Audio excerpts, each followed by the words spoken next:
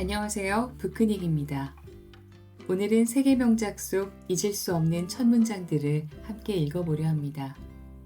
책 한 권을 좋아하게 되는 건 사실 그 이야기의 첫 문장 때문일지도 모르죠.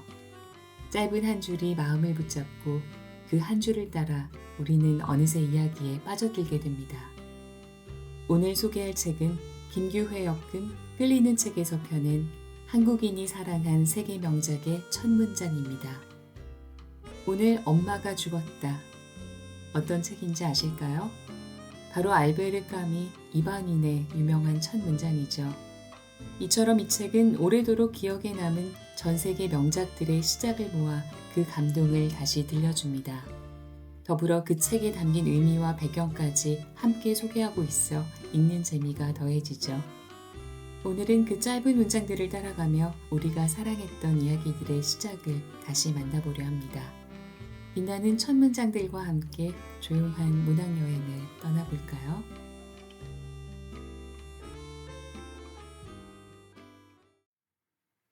이방인 카미.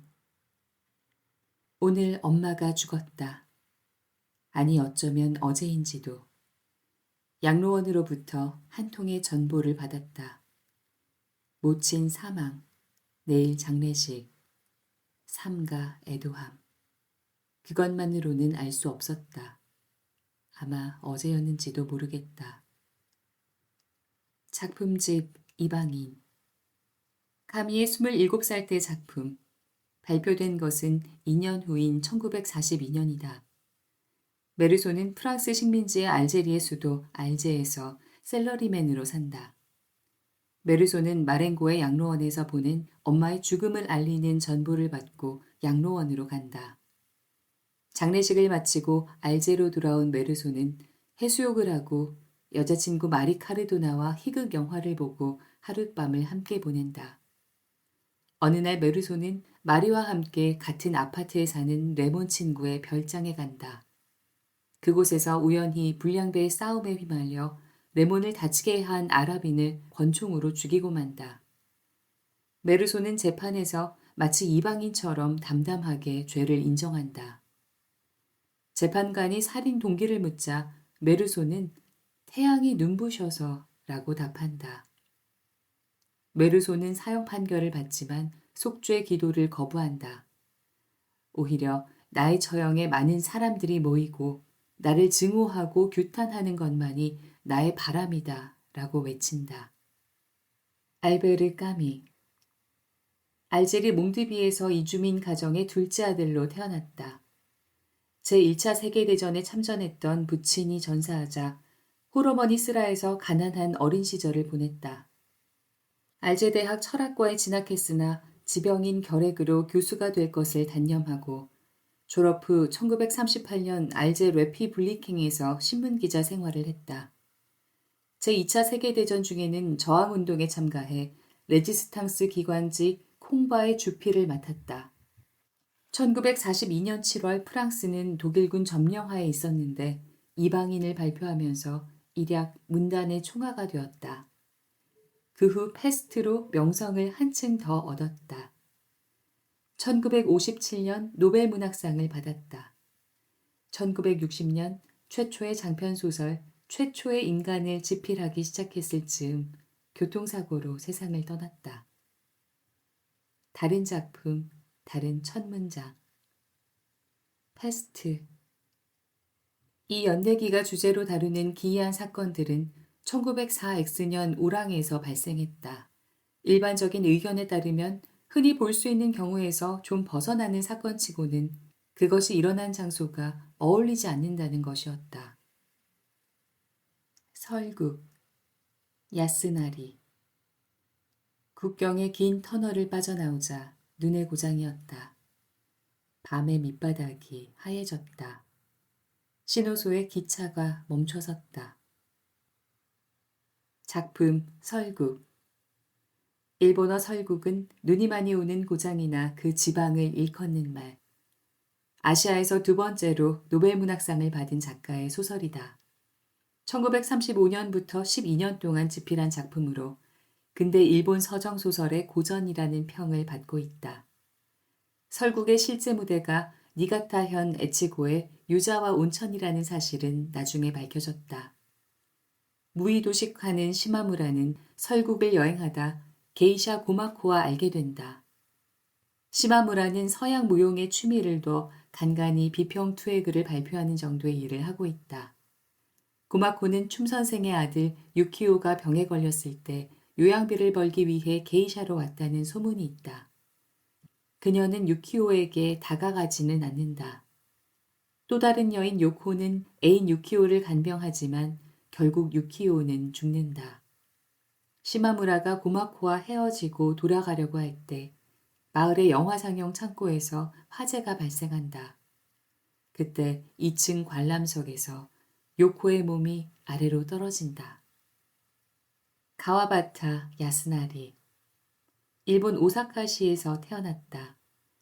대학 졸업 후 1926년 신진 작가들과 함께 동인지 문예시대를 창간, 이즈의 무희로 데뷔했다.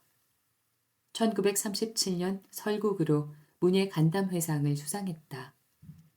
1957년 일본 팬클럽 회장으로 국제 팬클럽 동경대회를 성공시켰고 1968년 일본인 최초로 노벨문학상을 수상했다. 이외에 괴테 메달, 프랑스 예술문화 훈장, 일본 문화훈장 등을 수상했다. 1972년 4월 16일 자신의 집필실에서 스스로 생을 마감했다. 다른 작품, 다른 첫 문장. 이즈의 무희.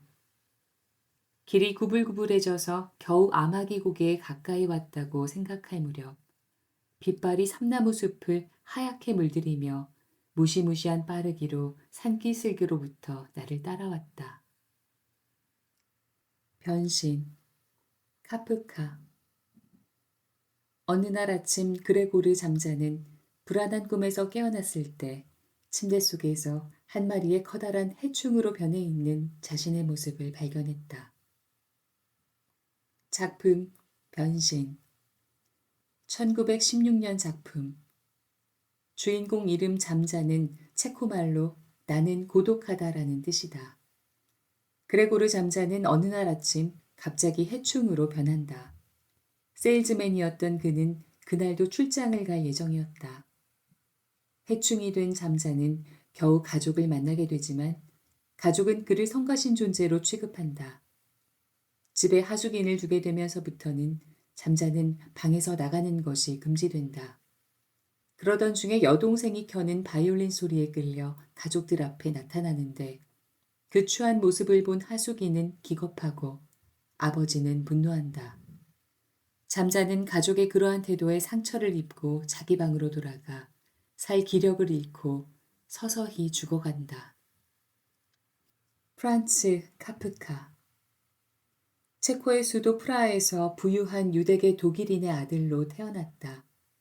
독일계 고등학교를 거쳐 프라하 대학에서 법률을 공부했고 졸업 후 법원에서 1년간 시보로 일했다. 아버지와의 불화와 동생들의 잇단 죽음을 목격하는 등 불우한 유년기를 보냈다. 성인이 되어서는 평범한 직장인 생활과 글 쓰는 일을 병행하며 지냈다. 1917년경부터 폐결핵을 앓기 시작했고 결국 빈 교회의 한 요양원에서 41세의 젊은 나이로 생을 마감했다. 작품은 사후에 전 세계에 알려졌다. 대표작 변신 외에 어떤 싸움의 기록, 시골의 결혼 준비, 심판, 성, 실종자, 유영지에서 시골 의사, 배고픈 예술가, 판결 등이 있다. 다른 작품, 다른 첫 문장. 시골 의사. 나는 몹시 당황했다. 급히 가야 할 곳이 있었던 것이다. 심판. 누군가 요제프 K에게 누명을 씌웠음이 틀림없다. 왜냐하면 어느 날 아침 자신은 아무 잘못한 일도 없는데 체포되었기 때문이다. 참을 수 없는 존재의 가벼움. 쿤데라. 영원한 회귀란 신비로운 사상이고 니체는 이것으로 많은 철학자를 곤경에 빠뜨렸다. 작품 참을 수 없는 존재의 가벼움. 1984년 작품. 인간의 삶과 죽음을 가벼움과 무거움이라는 포스트 모더니즘 기법으로 실험한 선구적 작품으로 평가된다. 1968년 체코슬로바키아의 프라하의 봄을 배경으로 하고 있다. 1988년 미국 영화감독 필립 코프먼이 동명의 영화로 제작했다. 4명의 주인공을 통해 펼쳐지는 서로 다른 색깔의 사랑 이야기다. 삶의 무게와 획일성에서 벗어나 자유로움을 추구하는 가벼움을 끌어안는 외과 의사 토마시. 진지한 삶의 자세로 운명적인 사랑을 믿는 무거움을 끌어안는 여종업원 출신 테레자. 구속받지 않는 개인주의를 신봉하는 화가 사비나.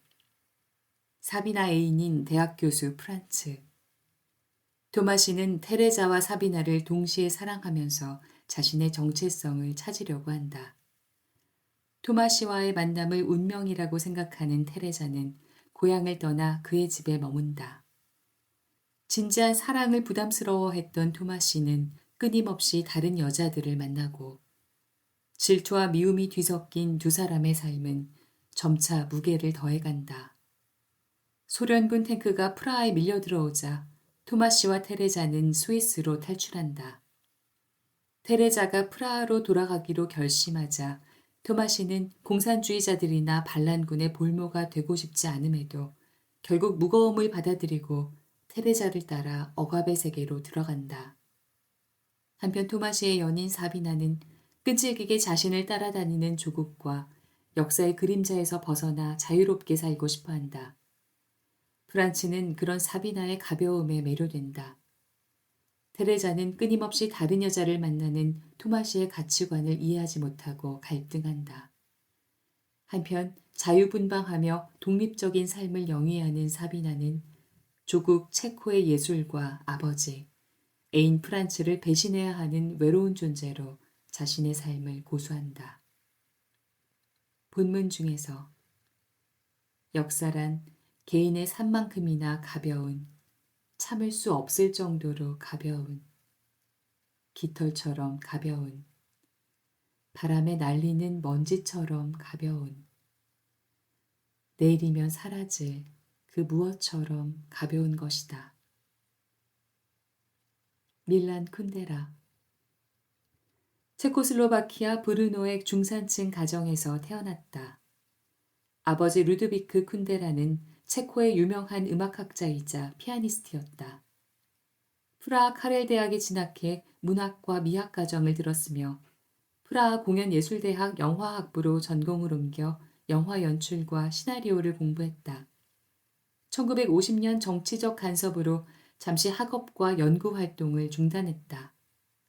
이때 반공산당 활동이라는 죄목으로 공산당으로부터 추방당했다. 그는 이때의 심정을 농담에서 풀어냈다. 이후 입당과 탈당을 반복했다. 1958년 프라하 공연예술대학 영화학과에서 교수로 재직했다. 제2차 세계대전 후 희곡 열쇠의 소유자 프타코비나, 단편 미소를 머금게 하는 사랑 이야기 등을 발표했다. 프라하의 봄 이후 이어지는 정부 주도의 숙청으로 모든 공직에서 해직당하고 저서가 압수됐다. 1975년 아내 베라와 함께 프랑스로 방명해 프랑스 브르타뉴의 렌대학에서 객원교수로 지내며 비교문학을 강의했다. 프랑스 등 제3국에서 발표된 장편소설 삶은 다른 곳에, 이별의 왈츠, 웃음과 망각의 책 등은 큰 반향을 불러일으켰다. 1981년 희곡 자크와 그의 주인이 프랑스에서 출간돼 커먼웰스상을 수상했고 프랑스 국적을 취득했다. 1984년 참을 수 없는 존재의 가벼움으로 세계적 작가로 인정받았다. 다른 작품, 다른 첫 문장. 농담. 그렇게 여러 해가 지난 후에 나는 고향에 와 있었다. 어린아이로, 소년으로, 그리고 청년으로 수없이 지나다녔던 중앙광장에 서서 나는 아무런 감정도 느끼지 못했다. 나는 고양이로소이다. 소세키. 나는 고양이다. 이름은 아직 없다. 어디서 태어났는지 도무지 짐작이 가지 않는다. 작품 나는 고양이로소이다. 1905년 1월부터 1906년 8월까지 잡지 호토토기스에 연재한 작품. 1905년 10월부터 1907년 8월까지 전 3권으로 간행했다. 고양이의 눈을 빌려 메이지 시대의 자칭 교양 있는 신사들의 위선적인 언동과 시대 상황을 날카롭게 풍자했다. 태어난 지 얼마 되지 않아 버려진 나 고양이는 간신히 어느 집에 정착하게 된다. 주인 친노 쿠샤미는 중학교 영어 교사다. 그녀는 친구들과 지적인 수다를 떨며 시간을 보내고 있다. 나는 그들을 태평시대의 일민이라고 단정한다. 한편 근처에는 부자 실업가인 카네다가 살고 있는데 쿠샤미는 그와 사이가 나쁘다. 나는 그들의 대립이나 일민들의 수다나 카네다의 딸 토미코와 쿠샤미의 옛 제자 칸게츠의 연애나 인간들의 기묘함 등을 관찰한다. 등장인물 하나하나의 말로를 동정한 나는 세상사의 허무함을 통감하고 냉정한 관찰자의 역할을 포기한다. 나는 인간들이 남긴 맥주를 마신 후 마당에 나간다. 술에 취해 물독에 빠진 나는 연불과 함께 죽어간다. 나스메 소세키. 본명 긴노스케. 도쿄에서 태어나 도쿄대학 영문과를 졸업했다. 중학교 교사와 교수 생활을 거쳐 1900년 문부성 장학생으로 선발되어 2년간 영국 런던에서 유학했고 귀국 후 도쿄대학 강단에 섰다. 1905년 호토토기스에 나는 고양이로소이다를 발표했다. 1907년 교직을 사임하고 아사히 신문사에 입사해 우미인초를 연재하고 도련님, 풀베개 등을 발표했다. 신경쇠약과 위궤양 등 지병을 앓다가 명함을 집필하던 중 사망했다. 다른 작품, 다른 첫 문장. 도련님, 부모님께 물려받은 막무가내 성격 탓에 나는 항상 손해만 본다. 초등학교 때는 학교 2층에서 뛰어내려 일주일 정도 허리를 못 쓴 적이 있다. 모비딕, 멜빌. 나를 이슈마일이라 불러라. 몇 해 전 정확히 언제였는지는 따질 것 없이 수중에 돈이 거의 떨어지고 무태서는 이렇다 할 흥미로운 일도 없어서 당분간 배를 타고 나가 바다 쪽 세상이나 구경하자고 생각했다. 작품 모비딕. 콜미 이스마일은 소설의 가장 매력적인 첫 문장 중 하나로 꼽힌다. 모비딕이라는 머리가 흰 거대한 고래에게 한쪽 다리를 잃은 선장 에이헙의 복수담이다. 살아남은 선원 이슈마일이 전하는 형식의 소설이다.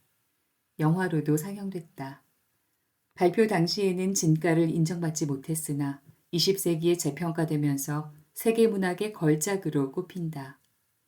화자 이슈마일은 작가인 멜빌 자신이라고 여겨지고 있다. 포경선 피쿼드호의 선장 에이헙은 자신의 발을 자르고 의족을 신게 한 백경 모비딕에 대한 복수심으로 모비딕을 잡기 위해 바다를 누비고 다닌다. 대서양에서 희망봉을 돌아 인도양으로 태평양으로 항해를 계속한다. 어느 날 모비딕이 나타나고 3일 동안 사투를 벌인 끝에 에이헙은 작살로 모비딕을 명중시켰다. 그러나 모비딕에게 끌려 에이헙 자신도 바다 밑으로 빠져들어가고 피쿼드호도 함께 침몰한다. 허먼 멜빌. 미국 뉴욕에서 태어났다. 부족함 없는 유년 시절을 보냈으나 아버지를 여인 후 학업을 중단하고 은행, 상점의 잔심부름, 농장일, 학교 교사 등을 했다. 20살에 상선의 선원이 되어 영국의 리버풀까지 항해했고 22살에 포경선의 선원이 되어 남태평양으로 나갔으며 1844년 군함의 수병이 되어 귀국했다. 이 동안의 경험이 주로 작품의 소재가 됐다. 1846년 포경선에서 탈주해 남태평양의 마르키즈 제도의 식인 마을에 살았던 기구한 경험을 그린 타이피족을 발표하면서 작가 활동을 시작했다. 초기 소설들은 인기가 많았지만 후기작들은 좋은 평가를 받지 못했다. 작품으로 피에르 혹은 모호함, 빌리버드, 오무, 마르디, 흰 재킷, 레드번, 필경사 바틀비, 이스라엘 포터, 사기술사 등이 있다. 다른 작품, 다른 첫 문장. 피에르 혹은 모호함. 시골에서는 도시에서 온 체류자에 불과한 사람이 아침 일찍 들녘으로 걸어 나갔다가 초록빛과 금빛이 어우러진 세계의 몽환 같은 모습에 불가사의하게 넋을 빼앗기는 그런 이상한 여름날 아침들이 있다. 호밀밭의 파수꾼. 셀린저. 정말 이야기를 듣고 싶다면 아마도 가장 먼저 내가 어디에서 태어났는지, 끔찍했던 어린 시절이 어땠는지, 우리 부모님이 무슨 직업을 가지고 있는지, 내가 태어나기 전에 무슨 일들이 있었는지와 같은 데이비드 코퍼필드식의 아무짝에도 쓸모없는 이야기들에 대해서 알고 싶을 것이다. 하지만 사실 난 그런 이야기들을 하고 싶지가 않다. 작품 호밀밭의 파수꾼. 작가의 체험을 소재로 쓴 성장소설. 1998년 미국의 랜덤하우스 출판사가 발표한 20세기 영미 100대 소설로 선정된 바 있다. 16살 콜필드는 공부에 대한 의욕을 상실해 네 번째 다니던 고등학교에서 성적 불량으로 퇴학당한다. 퇴학을 알리는 교장의 편지가 홀든의 부모에게 도착하려면 화요일쯤 돼야 한다. 홀든은 집으로 돌아갈 용기가 나지 않아 밤기차를 타고 뉴욕으로 향한다. 홀든은 뉴욕의 뒷골목을 떠돌며 오염된 현실 세계와 직면하게 되고 큰 상실감을 맛본다. 첫날 밤은 나이트클럽에서 어른 흉내를 내며 여자를 꿰어보기도 하지만 실패한다. 호텔에서 여자를 사귀게 되지만 그녀와는 별로 내키지 않는 데다 유객군에게 맡기까지 한다. 다음날 여자친구 살리와 데이트를 하면서 도망가자는 말을 꺼내지만 상대해주지 않아 결국 싸우고 헤어진다. 그날 밤 혼자서 술을 마신다. 기성세대의 위선과 비열함에 절망한 홀드는 어린아이들에게 애정을 갖게 되고 호밀밭에서 뛰어노는 아이들의 안전을 지켜주는 파수꾼이 되고 싶어 한다. 홀드는 여동생 피비 덕분에 집으로 돌아오지만 여동생도 함께 가출하겠다고 한다. 하지만 오누이는 가출을 단념하고 회전목마를 타러 간다. 본문 중에서 그럴 때 어딘가에서 내가 나타나서는 꼬마가 떨어지지 않도록 붙잡아주는 거지. 온종일 그 일만 하는 거야. 말하자면 호밀밭의 파수꾼이 되고 싶다고나 할까? 멋지다라니 내가 정말로 싫어하는 말이다. 너무 가식적으로 들리지 않는가? 제롬 데이비드 셀린저. 미국 뉴욕에서 태어났다. 펜실베니아의 벨리포즈 육군사관학교를 졸업했고 뉴욕 대학을 중퇴한 뒤 어시너스 칼리지와 컬럼비아 대학에서 문예창작 수업을 받았다. 1940년 휘트버넷 단편지에 단편소설 젊은이들이 실리면서 등단했고 1948년 뉴요커지에 실린 단편소설 바나나 피쉬를 위한 완벽한 날로 주목받기 시작했다. 1951년 발표한 호밀밭의 파수꾼으로 명성을 얻었다. 위대한 개츠비, 피츠제럴드. 지금보다 어리고 민감하던 시절 아버지가 충고를 한마디 했는데 아직도 그 말이 기억난다. 누군가를 비판하고 싶을 때는 이 점을 기억해 두는 게 좋을 거다. 세상의 모든 사람이 다 너처럼 유리한 입장에 있지는 않다는 것을. 안나 카레니나, 톨스토이. 행복한 가정은 모두 비슷하게 닮았지만 불행한 가정은 불행한 이유가 각각 다르다. 노인과 바다. 해밍웨이. 그는 멕시코 만류에서 조각배를 타고 홀로 고기잡이하는 노인이었다. 그는 84일 내내 물고기를 단 한 마리도 잡지 못했다. 갈매기의 꿈, 바크. 아침 새로운 태양이 잔물결이는 잔잔한 바다에서 금빛으로 빛났다. 오만과 편견, 오스틴. 재산께나 있는 독신 남성에게 아내가 꼭 필요하다는 것은 누구나 인정하는 진리다. 연금술사, 코엘료. 양치기 산티아고가 양떼를 데리고 버려진 낡은 교회 앞에 다다랐을 때는 날이 저물고 있었다. 노르웨이의 숲, 하루키.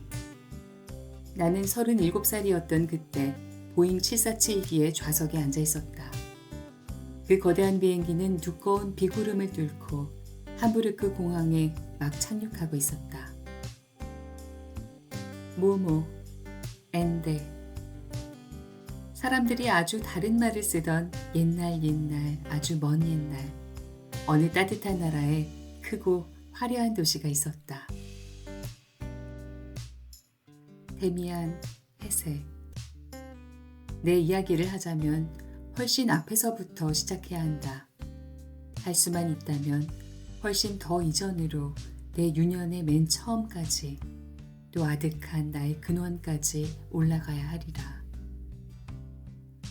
젊은 베르테르의 슬픔, 괴테. 1771년 5월 4일 훌쩍 떠나온 것이 나는 얼마나 기쁜지 모른다. 나의 소중한 친구여. 인간의 마음이란 대체 어떤 것일까? 두 도시 이야기, 디킨스. 최고의 시절이자 최악의 시절, 지혜의 시대이자 어리석음의 시대였다. 믿음의 세기이자 의심의 세기였으며 빛의 계절이자 어둠의 계절이었다. 희망의 봄이면서 곧 절망의 겨울이었다. 우리 앞에는 무엇이든 있었지만 한편으로는 아무것도 없었다. 우리는 모두 천국 쪽으로 가고자 했지만 우리는 다른 방향으로 나아가고 있었다. 로미오와 줄리엣, 셰익스피어. 이 극이 벌어지는 아름다운 베로나에 명망이 엇비슷한 두 가문이 있었는데 오래 묵은 원한으로 새 폭동을 일으켜 시민 피로 시민 손을 더럽히게 되었도다. 네, 오늘 저의 낭독은 여기까지입니다. 짧은 문장들이 전한 긴 여운처럼 이 시간이 당신 마음에도 오래 머물기를. 책 한 권의 소품, 북크닉이었습니다.